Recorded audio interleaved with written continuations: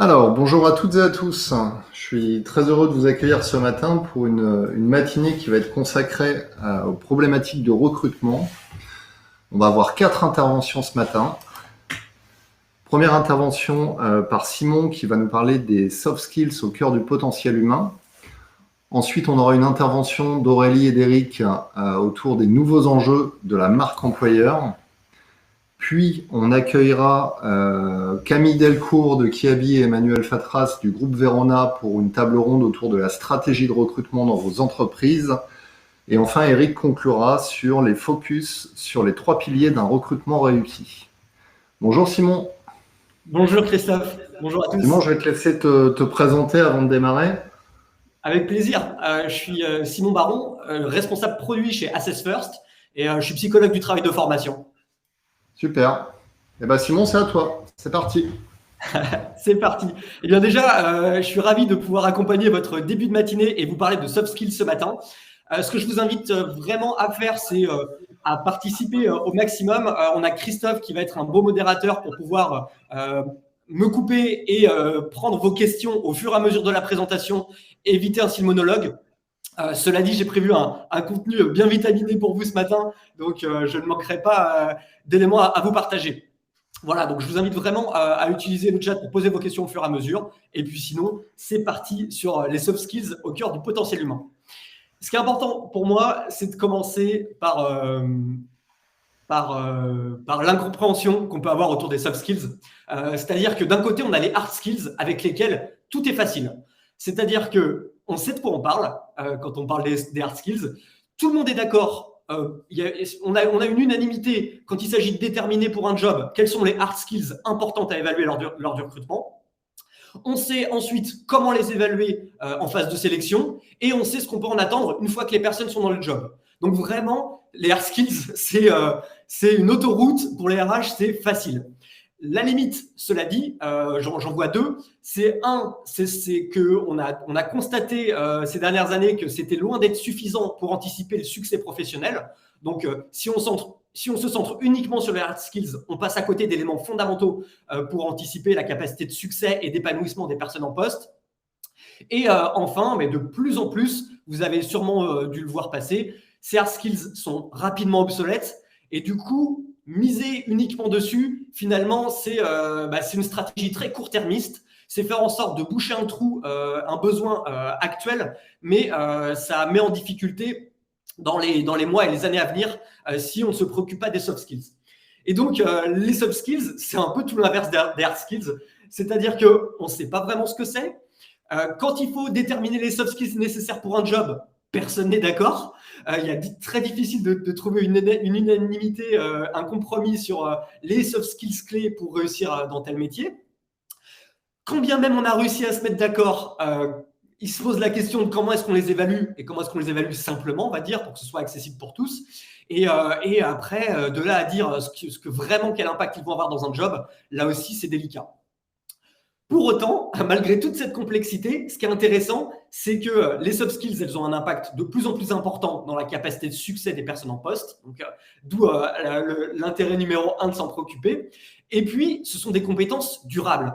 Et c'est comme ça que j'aime les présenter, c'est qu'on le voit souvent comme le côté très soft, malléable, pas très tangible. Mais au final, ce qu'il faut retenir des soft skills, c'est que c'est capitalisé dans le temps sur les compétences, les talents fondamentaux des personnes. Et c'est ce qu'on va travailler aujourd'hui. Je vais commencer avec une petite question. Selon vous, combien de RH pensent que les soft skills sont d'une nécessité critique? Je vais laisser Christophe lancer le sondage, et c'est déjà fait. Est-ce que vous pensez, réponse A, que c'est 67%, réponse B, 78%, ou c'est 92% des RH qui pensent que les soft skills sont une nécessité critique? C'est marrant, on voit le sondage évoluer au fur et à mesure. Pour l'instant, on a une majorité de personnes qui se positionnent plutôt sur du 78%. Ce serait 2/3 des RH qui font un focus soft skills en les évaluant comme une nécessité. Et il y a le C qui émerge en deuxième option. Je vous laisse encore participer un peu. Il y a 71% de personnes qui ont répondu. Est-ce qu'on monte à 75 ou Ok, on a dépassé les 75. Merci pour cette première participation. La réponse recueillie récemment par Deloitte, le cabinet du coup d'audit et de conseil comptable financier, c'est, hop, je récupère la presse, merci, c'est que c'est aujourd'hui un sujet qui est une nécessité pour 92% des RH. Donc c'est une bonne nouvelle. Vous forcément qui êtes là ce matin, vous en faites partie. Mais on va dire que maintenant, voilà, c'est un sujet qui ne fait plus débat. C'est quelque chose d'acquis comme étant important à prendre en compte, même essentiel à prendre en compte dans une politique de ressources humaines. La question maintenant, c'est une fois qu'on se dit que c'est important, c'est une chose, mais à quel point on exploite ce sujet? Et là, deuxième question, d'après vous, combien de RH pensent que la manière dont ils évaluent les soft skills aujourd'hui est aléatoire? C'est-à-dire, c'est encore très perfectible, c'est pas encore, on n'est pas encore arrivé à un niveau d'évaluation des soft skills qui est satisfaisant. Est-ce que selon vous, c'est 42% des RH qui se disent qu'il y a encore une grosse marge de progression sur l'évaluation? Est-ce que c'est 52? Est-ce que c'est 62? On a déjà plus de la moitié des répondants là. Vous êtes. Je ne sais pas si vous avez pris une gorgée de café entre les deux sondages ou si c'est bon, vous êtes rodé, mais ça répond vite. Ça répond vite, ça répond fort. On est à 58% de répondants, donc je laisse monter. Vous avez été plus de 80% à répondre précédemment. D'après vous, est-ce que c'est plutôt une minorité, donc plutôt sur 42% d'entreprises qui sont à se dire que leur évaluation des soft skills est perfectible, ou plutôt sur une majorité à 62%, où on est sur du 50-50? Peut-être qu'il y a plus d'hésitation. Allez, je vous laisse avec ça. Et je vous donne la bonne réponse qui ressort du coup majoritairement de ce deuxième sondage. C'est effectivement 62% des RH de cette même enquête de Deloitte qui expriment le fait que la façon dont c'est évalué, c'est encore assez hasardeux, très perfectible, tout simplement parce que les méthodes utilisées sont très souvent des entretiens, voire parfois les prises de référence qui leur permettent d'assurer que les soft skills des personnes ont été précédemment validées par leurs précédents employeurs, ou des questions de mise en situation. Mais il y a beaucoup de subjectivité dans l'évaluation et ça reste encore pas quelque chose d'aussi établi que leur nécessité. Du coup, pour moi, ce qui est important d'aborder avec vous ce matin, c'est deux choses. En fait, c'est de faire des soft skills un sujet tangible, parce que contrairement aux hard skills, c'est trop nébuleux. On entend trop de présentations, on lit trop d'articles qui passent leur temps à définir des soft skills, mais au final, l'important, c'est que chez vous, ça puisse être un sujet délimité, quantifié et formalisé. Donc ça, c'est un premier élément clé. Et puis, ma deuxième préoccupation ce matin, c'est d'en faire avec vous un sujet actionnable. Et c'est là où on a vu la différence entre on est préoccupé par les soft skills, mais opérationnellement, c'est pas encore mature. La question à se poser, du coup, c'est comment amener le sujet des soft skills dans vos processus de recrutement, d'accompagnement au développement de GRH. Ça peut être un sujet très transverse au RH. J'ai pas encore été arrêté par Christophe, donc et c'était que l'introduction en même temps. Donc, je commence avec le fait de rendre ce sujet tangible. Ma première recommandation, ça va être de distinguer la désirabilité de l'utilité dans les soft skills. Je m'explique. En fait, pour avancer rapidement, le réflexe classique, c'est de se jeter sur Google et de se dire oh, je vais me trouver un référentiel soft skills. Et puis, je vais aller faire mon marché pour voir ce qui représente mon entreprise et je vais faire ma sélection pour arriver rapidement finalement à mon propre référentiel de soft skills établi. Alors, l'intérêt, effectivement, c'est que ça fait gagner du temps, mais la limite à laquelle je vous invite à prêter attention, c'est de ne pas rester à un niveau générique. Et le problème de tous ces référentiels-là, c'est que, par exemple, vous allez retrouver des soft skills comme être à l'écoute, et vous allez vous dire, ah oui, c'est important d'être à l'écoute chez moi, tout le monde le dit, et vous allez l'inclure dans votre référentiel de soft skills. Derrière, quand il va falloir l'évaluer, tout le monde va être d'accord pour dire oui, c'est important d'être à l'écoute, sauf que ça va être hyper subjectif la façon dont les gens vont évaluer les candidats en entretien, que ce soit les recruteurs, les managers opérationnels, et puis finalement, être à l'écoute dans vos métiers, qu'est-ce que ça veut vraiment dire entre des métiers où On a des personnes qui sont en support client ou alors qui sont en magasin en direct avec les potentiels acheteurs. Être à l'écoute, c'est pas du tout la même chose. Encore une fois, on peut parler aussi des jobs où on doit être au SAV. Donc, c'est important de se dire, quand on attaque les soft skills, c'est comment est-ce qu'elles se manifestent concrètement dans les jobs pour lesquels je recrute et quelle est ma réalité qui fait que je vais les définir selon un scope très très précis. C'est un élément clé. Et clairement, tous les jobs requièrent pas les mêmes talents. Donc, qu'on soit, comme je le disais, en direct avec les clients. Pour ça, globalement, en fait, on retrouve 2 stratégies pour déjà délimiter des soft skills importantes avant de les évaluer dans le recrutement. La première stratégie, c'est d'élaborer un modèle de soft skills avec ce qu'on appelle le mode expert. Le mode expert, c'est créer des groupes de travail et pour ça, il y a quelques règles pour que ça fonctionne.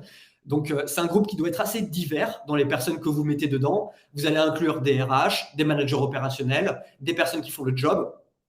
Vous allez former ces personnes qui participent au groupe de travail au design thinking, à l'élaboration finalement d'idées pour vous assurer qu'il y ait le moins de biais possible et le moins de propositions génériques dans ce qu'elles vont amener. C'est vraiment les faire se centrer sur des faits, quels sont au quotidien les actions auxquelles elles sont confrontées et qui sont importantes à aller évaluer chez les candidats. Donc ça, c'est un élément clé. Et puis ensuite, aller structurer ces groupes de travail avec de la donnée externe. Par exemple, si le groupe de travail a mis en avant que c'était hyper important d'être très sociable au quotidien pour bien faire son travail, c'est intéressant de s'assurer que ce n'est pas une représentation de la part du groupe de travail en mettant un outil, par exemple un test de personnalité qui évalue la sociabilité et qui valide que les personnes qui font le job ont effectivement une grosse tendance à être sociables. L'intérêt de ce travail-là, vraiment d'élaboration du référentiel de soft skills, il est que derrière, ça embarque tout le monde dans la démarche. Et j'ai presque envie de dire, c'est le principal objectif de conduire ce travail en groupe, c'est que derrière, vos managers opérationnels, les personnes qui font le job, toutes les personnes impliquées dans cette démarche vont avoir en tête les soft skills importantes pour conduire à bien l'activité, vont avoir en tête ce qu'il faut évaluer chez les candidats, mais aussi au quotidien pour elles, c'est à quoi elles doivent bien prêter attention pour être performantes dans leur job. Donc, c'est presque un travail plutôt de développement et d'engagement des talents en interne, presque plutôt que de détermination des soft skills à évaluer en recrutement. C'est vraiment l'intérêt premier. Et puis après, bien sûr, vous avez un modèle établi, formalisé, que vous pouvez communiquer en interne et ça rend les soft skills un peu plus tangibles. Surtout, comme je le disais en termes de recos, si au-delà de les définir, vous mettez concrètement comment elles se manifestent au quotidien, sur le terrain, auprès de vos équipes, pour que ça leur parle et que ce soit véritablement évaluable. Ça, c'est quelque chose qu'on a vu émerger ces dernières années, beaucoup chez les grands groupes, qui sont vraiment très staffés dans leurs équipes de développement RH et qui ont les moyens de conduire ce genre de travail qui est très clairement conséquent, long, coûteux et qu'il faut ensuite mettre à jour assez régulièrement. C'était le gros problème de référentiel aussi de compétences classiques. Donc, ça demande quand même un travail assez important d'investissement. Donc, si vous l'avez déjà fait, j'ai envie de vous dire tant mieux. Peut-être même, assurez-vous, cela dit, que vous avez des compétences vraiment très actionnables. Si vous ne l'avez pas fait, ma recommandation, c'est de ne pas vous lancer dans la démarche. Ou en tout cas, pas maintenant. Parce que ça demanderait énormément de temps avant d'obtenir du résultat, alors que j'ai un raccourci à vous proposer. Voilà, donc encore une fois, si vous l'avez fait, tant mieux. Si vous ne l'avez pas fait, vous pouvez vous lancer, mais voici le raccourci que je vous propose. Le raccourci que je vous propose, c'est qu'aujourd'hui, les algorithmes, donc la technologie, s'avèrent de puissants atouts pour identifier aussi les soft skills. Parce qu'il faut se dire quelque chose.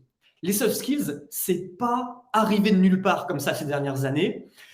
C'est plutôt une modélisation de facteurs sous-jacents.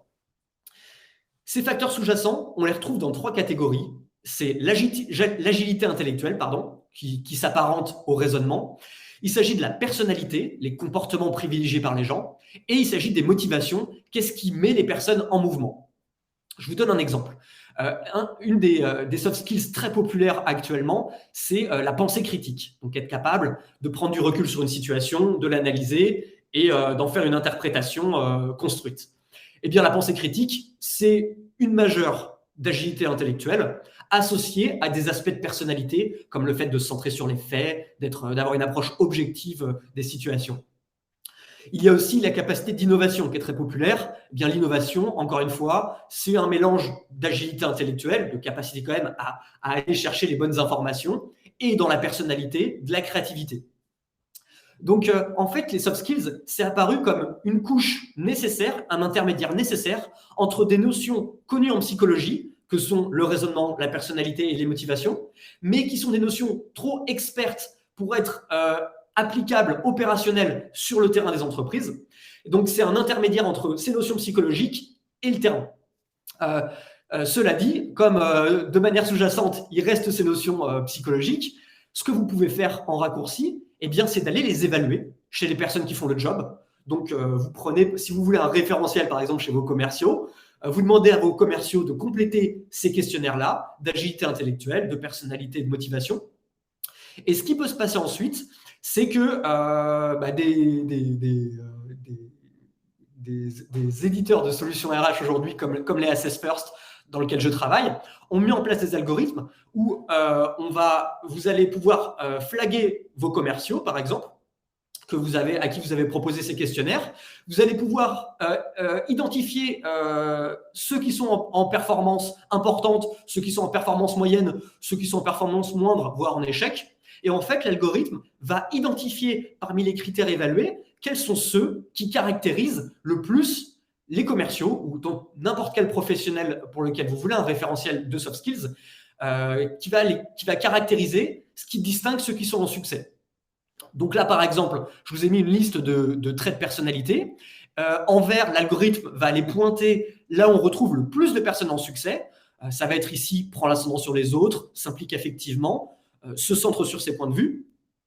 Et puis, il va vous mettre en neutre, bien sûr, c'est important, de dire, voilà, qu'est-ce qui n'impacte pas du tout le succès chez vous en termes de soft skills? C'est le fait de chercher à convaincre, d'aller spontanément vers les autres, de faire preuve de diplomatie, par exemple.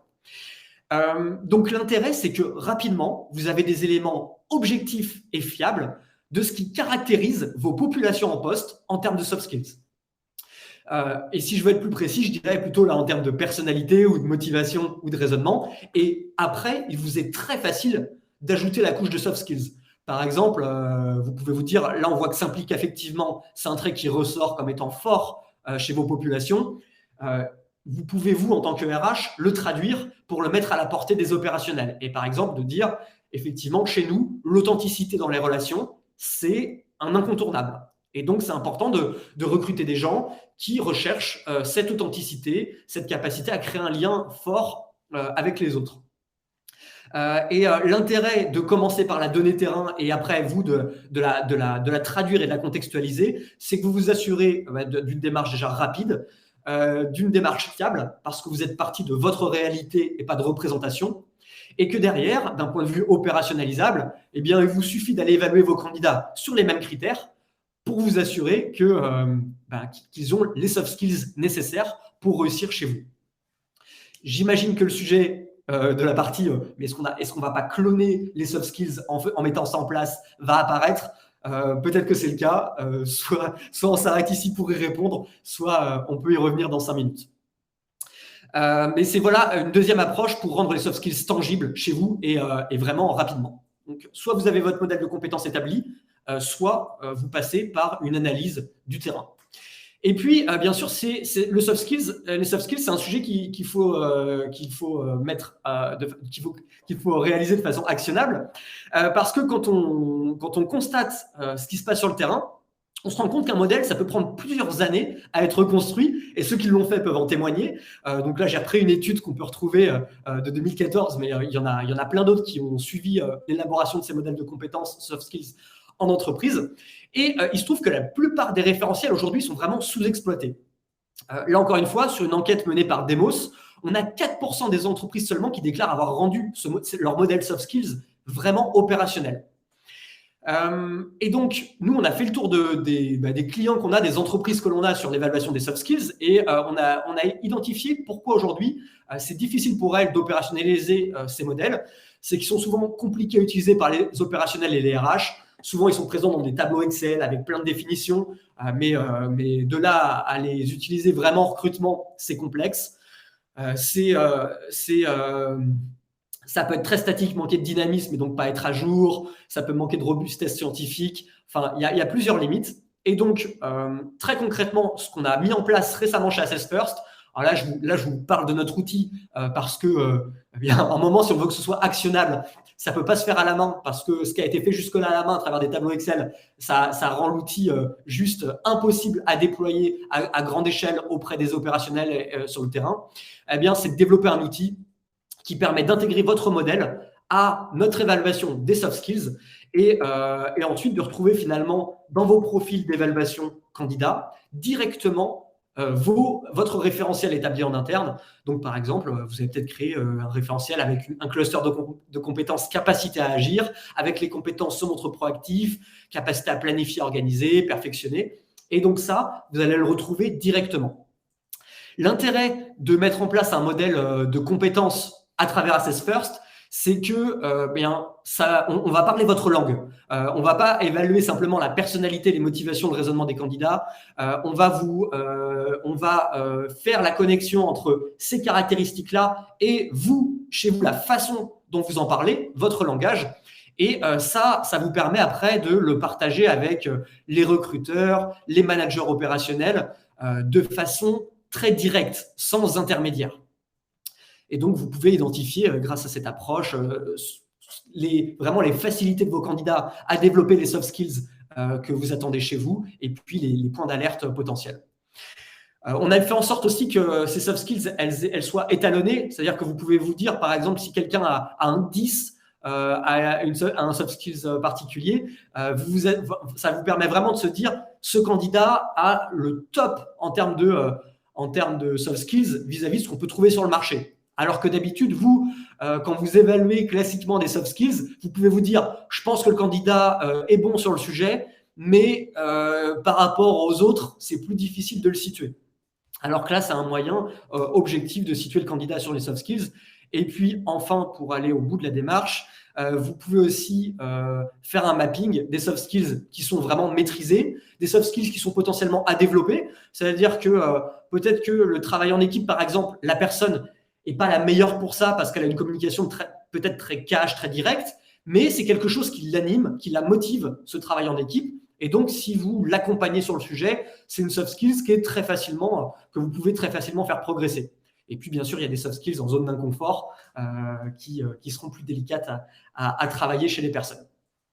Donc là, on fait même la jonction entre le recrutement et le développement de vos équipes. C'est-à-dire que quand vous pouvez mesurer ces soft skills, vous pouvez après les cartographier, faire le point dans vos équipes sur qui maîtrise quels soft skills et quelles sont les personnes qui mériteraient potentiellement de les développer et de conduire ensuite une politique de GRH adaptée. Donc, en fait, ce qu'il faut retenir sur le sujet, il n'y a pas de magie sur la partie actionnable. Si vous voulez rendre des soft skills actionnables, il faut passer par un outil qui soit facile à appréhender par les recruteurs et par les opérationnels et qui parle votre langue. Sinon, ça fonctionnera difficilement. Ça marche en même temps si vous avez déjà un référentiel de compétences. Si vous n'en avez pas, comment faire pour évaluer rapidement les soft skills chez les candidats? Et bien dans ce cas-là, c'est passer par le plan B, le raccourci dont je vous ai parlé tout à l'heure. Vous proposez les questionnaires de personnalité, de motivation, de raisonnement aux personnes qui font le job en place. Comme ça, vous isolez à partir des algorithmes les caractéristiques essentielles à avoir chez les candidats. Et ensuite, vous pouvez vous retrouver avec un classement de vos candidats sur ces caractéristiques clés du succès et du coup, appréhender leurs soft skills de façon simple et rapide dans vos processus de recrutement. Alors Simon, il y a une question. Question de Jérémy qui demande: est-ce que le fait de mettre en place un algorithme pour l'analyse des soft skills ne risque-t-il pas de déshumaniser le recrutement? C'est une vraie bonne question de la part de Jérémy. C'est la question que tout le monde se pose en ce moment dans les RH. En fait, il faut passer par là et au contraire, ça peut un peu plus humaniser le recrutement. Je vais expliquer comment. En fait, vous ne pouvez pas évaluer les soft skills naturellement chez tous les candidats. Ce qui se passe classiquement, c'est que vous faites une présélection sur les hard skills, sur la base du CV, et les soft skills, ça vient à la fin d'un entretien. Sauf que là, ce qui est un peu frustrant, dommage et déshumanisant dans cette démarche-là, c'est qu'il y a plein de candidats qui ont des super soft skills pour se développer chez vous, qui ont été coupés lors de la phase de présélection sur les hard skills. Et le seul moyen, parce que votre temps est limité, d'identifier les soft skills présents chez les candidats au départ d'un point de vue pragmatique, c'est les algorithmes donc qui vont rapidement analyser les candidats à plus fort potentiel au départ, dès le début du recrutement. Et après, là où ça ne déshumanise pas, c'est que c'est l'algorithme qui recommande dès le départ les candidats que vous devez rencontrer, et ce serait dommage de les rejeter juste pour leur CV. Et après, en entretien, vous n'avez, même si vous faites ce que vous voulez, c'est plus l'algorithme qui vous dicte qui recrutez, c'est vous qui prenez la décision. Donc, c'est en ce sens-là où l'algorithme peut vraiment apporter plus d'humain, c'est éviter de rejeter des gens sur leur CV en les faisant rencontrer en entretien. Par contre, ce n'est pas l'algorithme qui dicte l'entretien, très clairement. Alors, Henri nous dit, partager son enthousiasme, par exemple, quels sont les sous-critères objectifs utilisés qui permettraient de définir le niveau de la personne concernée sur ce critère? Alors, sur la personnalité, on va évaluer des choses comme s'attacher aux aspects positifs, qu'on peut caractériser d'optimisme. Donc ça, c'est un critère universel dans la personnalité. On a des gens plus naturellement optimistes, d'autres moins. Ça va être un premier point. Et on va le croiser avec le fait d'exprimer ses émotions. On a des personnes qui ont plutôt tendance à les contrôler, à les garder pour elles, leurs émotions, et d'autres à les partager. Quand on combine le fait de partager ses émotions et d'être naturellement optimiste, voir les choses positivement, eh bien cette combinaison va faciliter le soft skills, partager son enthousiasme. Alors bon, après, une question assez classique d'Isabelle qui dit, mais avec cette méthode, finalement, si on se base sur des gens qui sont déjà moyens en termes de développement des soft skills, est-ce qu'on risque pas, en projetant ces modèles, de recruter finalement des gens moyens? Très bien vu, Isabelle. Et c'est ce que j'aime en fait dans le côté modélisation, algorithmie, c'est que ça demande quand même une vraie réflexion stratégique RH et ça soulève ces questions. Et c'est pas l'algorithme qui va vous dire qui recruter, c'est vous qui allez dire ok, qui est-ce que j'évalue pour recueillir cette donnée qualifiée et du coup vous avez la main sur dire qui est performant, qui l'est moins.